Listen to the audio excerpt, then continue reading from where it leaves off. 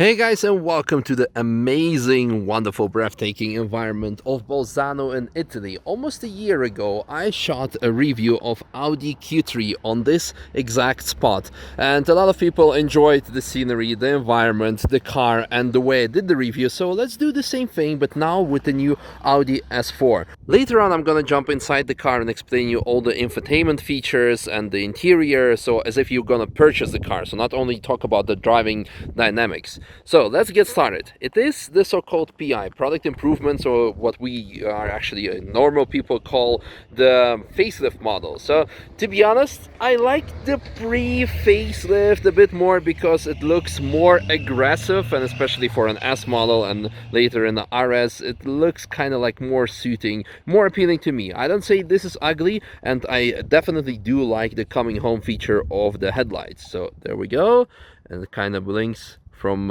inside to the outside. That's a very nice feature. When you close it, the opposite happens with the warning lights. So that's very nice. Then we can find here also very big brakes. They do their job amazing, especially when you go on the mountain roads here.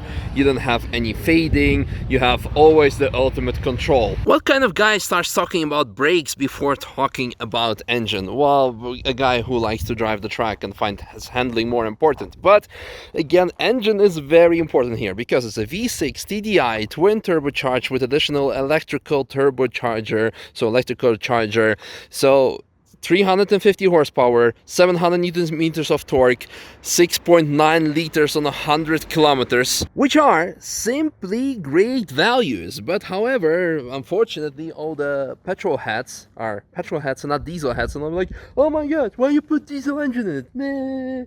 But you have all those values, and that's why it's simply great. I had an S6 TDI as a for 2 weeks, and I'm gonna get it for another 2 months because it's so much I fell in love with it.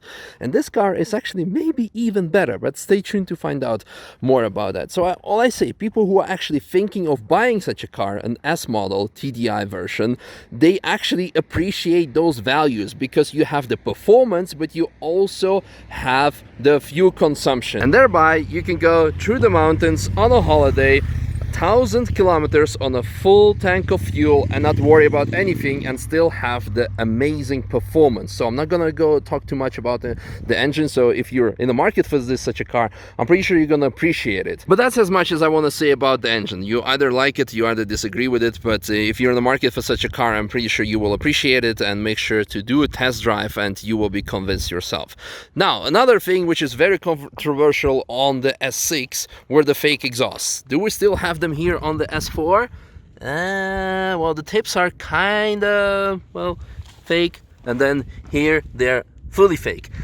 Is this annoying? Is this like, well, again, all the petrol heads who are not gonna buy such a car, they're gonna find it annoying. People who are going to buy such a car, they will not care, because I simply don't care, because on a diesel you don't have much sound from the exhaust coming anyway. But if you are bothered by it, you can of course put the aftermarket exhaust on it yourself or weld it or something. But let's talk more about practicality of the car, because again, I think it is an amazing, if not one of the most perfect daily drivers there is in this category. So you have lots of space. I have my suitcase here. You can fold down the seats very easily just by a couple of clicks. I'm not gonna do it now, but yeah, you can see there's plenty of space, very easy accessible, and that's what matters. Then in terms of design, I just want to comment on the amazing blisters. This kind of reminds of the Ur Quattro, the S1, the wide body. It gives so much more appeal without being actually extra wide. So very nice visual effect over there, and especially the car would look so much better in the turbo blue color, but the turbo blue versions, they only had the sedans, and I really wanted to check out the Avant to compare it to the S6, because again, I had it and I think it was kind of a benchmark car. So let's go check out inside, but we're gonna check out the backside first, because the front seat is already set up for me. We can have a small glimpse of the interior. I am 1.83 m, which is this amount in feet for international audience. Yeah, lots and lots of headroom, but most importantly, lots and lots of leg room. So the seat is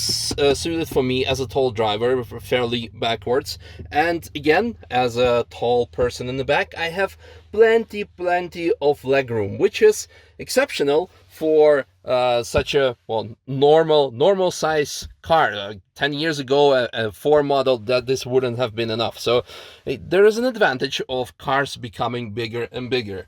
Furthermore, on the back we can find here climate control settings, additional charger, and also charge only USB port, so you cannot like connect your phone from the back to the multimedia. Then here on the back, which is also a very important, cup holders, there we go, like that. They're not exceptionally big, but that should be enough. And then you can store some extra stuff in here, maybe your mobile phone, yeah, which is a strange place. However, the reason I'm referring to mobile phone is because the front one comes with the wireless charging, so it could have been a good idea, good feature to incorporate that on the back as well for the backseat passengers. But now let's get to the front, what majority of you probably want to see. And I must say, it is one of the best interiors I have seen, and I will explain you why. Most important feature, most important new thing is this mosquito over here that's been annoying me already on the back seat. So I'm sorry, Peta, I will have to get rid of that. Yeah, I very apologize, but it's either him or me. Right, the screen, and I have switched from location so there will be like less sunlight blinding the camera. This is the main feature of the, so to say, product improvement. It is main touchscreen. It's all touchscreen, so you don't have any multimedia controls here. Everything is here, so you do all with a touch of a screen, not of a button anymore. Yeah. So let's go through the multimedia, through the settings and all the possibilities you have here, because the issue is with modern cars, you have sometimes too many things and you get lost in there. But here is pretty straightforward: radio, media, telephone, navigation. Navigation, it's actually, it's amazing. So select destination. I don't want to select any destination because I'm already following a destination. The thing I want to say, I keep saying it with every Audi review or any Volkswagen Audi group car, the virtual cockpit, it's amazing. So you can actually have here like all the information you want to have, and you can also switch the view modes. But going back here to the screen, actually, I hope you can also see that it's actually very high resolution. It's one of the best screens I have seen on any car, and it's also very sensitive. The GPS, it's yeah, it requires a bit of time because it's like more of an active thing, but yeah, you can zoom in, zoom out by pinching, and then you can double tap and then it will zoom into that particular location. Yeah, speaks for itself. What I do in particular like very much is actually handwriting recognition, and it's you can also just use the type tool, but you can also use the write tool, so to say. Let's say we want to go to the Nürburgring, and it goes as follows. So N-U-R-B-U-R, and then don't forget the dots. N-U with umlaut R. Yeah, sophisticated. Camera is having trouble with focus because like of my reflection on the screen. I'm sorry for that. And then obviously G, re, on G. Very bad handwriting, but it understands. Perfect. We can go there. We can go to Lindner. We can go to actual Nürburgring. But let's try the voice command. Please say a search term. Nürburgring. I'm looking for destinations for you. There you go. Wait a moment. It's amazing. Would you like to start route guidance now? No, but also kind of yes, but no. Cancel. Very great. I mean, you can travel to the world's most amazing racetrack in the world, and just by using voice command or handwriting recognition. So thumbs up, thumbs up. That's very good. For the rest, you can see again, it's very responsive. It's also not laggy, so it's probably like running 60 FPS or something. What else do I want to show you? Yeah, all that you can have additional apps. The car settings, that's something very important. You can have the drive select, and you'll have like efficiency, comfort, auto, dynamic, and I always run individual because if the drive system isn't dynamic, it keeps the RPMs too high. It's a bit, well, stupid if I may say so. Well, unless you drive sporty, of course, but on a public road, balance is the best. Suspension, dynamic. Steering, dynamic, because otherwise it's too soft. Engine sound, subdued. You can have pronounced, but subdued is better because, yeah, I just want to have quiet and not have any fake engine sound. And I like the fact that we have the choice, that we can actually choose if we want to have the engine sound or not. Because back in the days when the first cars started to appear with sound reinforcement, the active sound, or the engine sound coming from your speakers, you had to like either disable it electronically because it didn't have the option. So I like that you can just change the following settings, and you can have the car driving the way you want it to drive.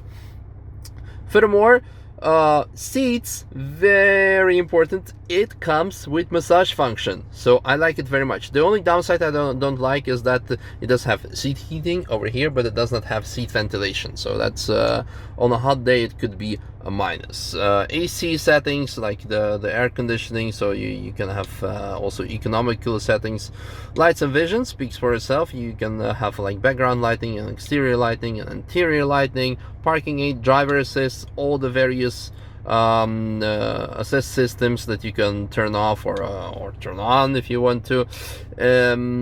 Yeah, and all the extra settings. So steering wheel button, it's the extra button over here. You can program to be anything you want. So like just for example, you can say it to be like traffic program on and off, or you can have it navigation information, or anything you would like. Now, furthermore, here is not much that I can show you. Left, yeah, you have all the general settings, radio, GPS, and that's pretty much it. What I want to show here is the climate control settings are here.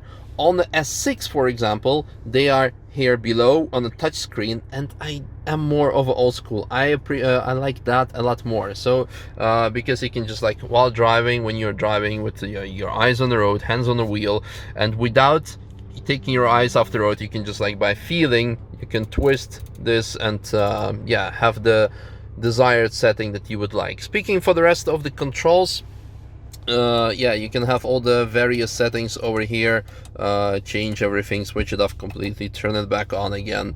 It speaks pretty much for itself. It's yeah, very responsive. I like it, minimalistic, modern. Carbon fiber, also very important. More settings choice here. So drive select that I already showed to you, start stop, switch it off, traction control, switch it off, parking and parking sensors, switching it off, and park assist. And then also very interesting here, you can completely disable the screen, and you only need to tap on it if you want to switch it back on again. So for example, if I keep pressing this button, nothing will happen, like, hey, go back on, and then you just tap and that's it, and it goes back on. Very, very responsive. Speaking of the screen, lots of people have an issue of the what's it called, like that you leave like fingerprints on it. It's not that sensitive. Every year the cars become better and better in terms of like fingerprint sensitivity, so like you can see some fingerprints, but you actually don't see it unless you really pay attention to it. But if you do want to clean it, there's a very nice settings, and then you go to the display and brightness, and then MMI, and then screen cleaning, and then you can just clean. Obviously I'm making it dirty, stupid me, but once you're done with it, you just, like, you need to press it. You just don't even hold it, you need to keep it pressed, and then it goes back to the actual settings. So they thought of it at Audi. That's very good. Now, while we're here, also you can also switch the virtual cockpit. You can have the different modes, so like different views, like that. Yes, I'd like to change it now, and then it shows like in a different format, but I prefer this a bit more traditional. And of course, here on the steering wheel as well, you can change a lot more. Speaking of the steering wheel, I like it very much. It's well, it's the S-line steering wheel with the flat bottom, similar that you have on the GT3 cars, or like any race cars from Audi with the flat bottom. Again, here you can switch throughout all the desired views. You can modify it. You can switch the photo information, zoom in or out. Then furthermore, the sound settings, skip track, volume control, voice command. Now, one thing that I do want to say that I like less of an update are actually the pedal shifts. I hope you can see it. They are on the back pretty flat. over here.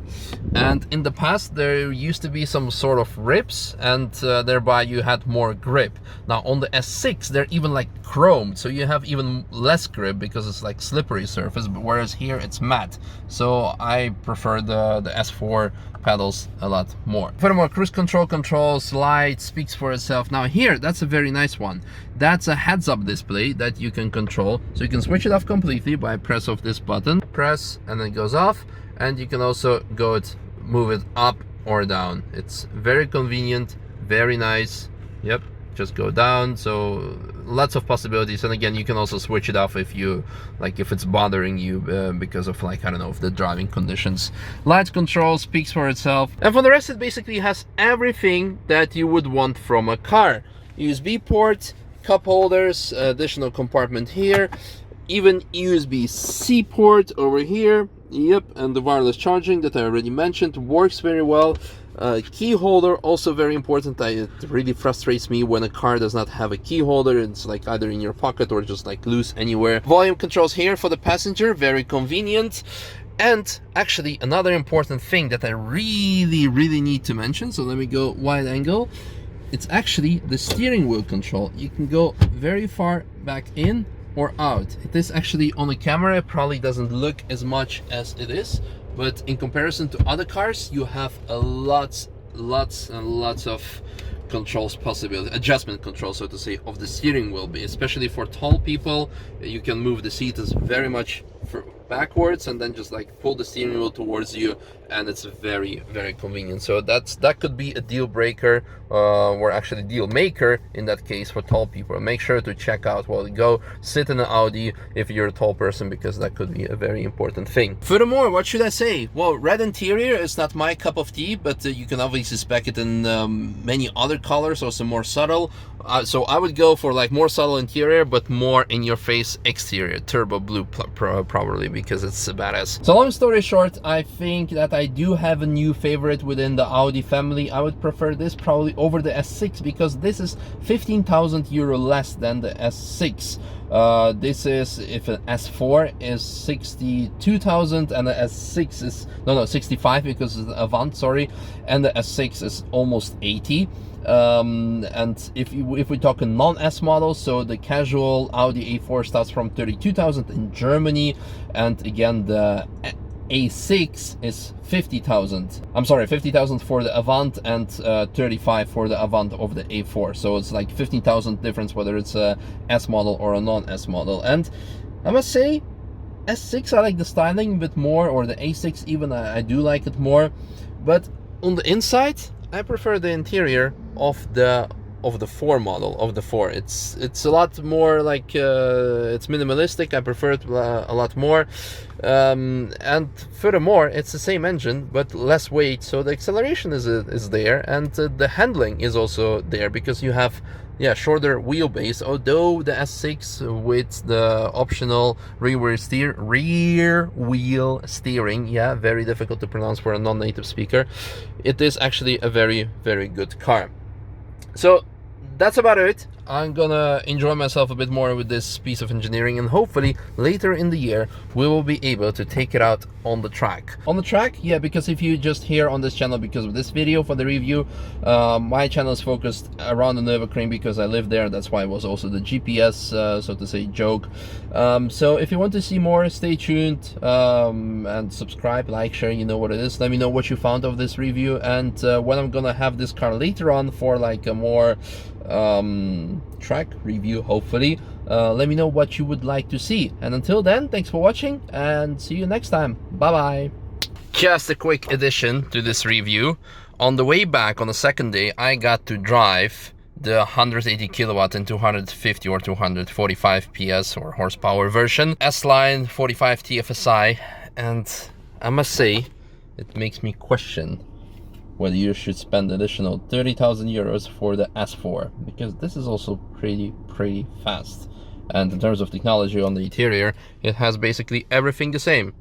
So difficult. I should test them both on the track, but yeah, for a daily use I think this is more than enough. So that explains why every 5th Audi sold is a A4, and why there have been sold over 7.5 million of them by now.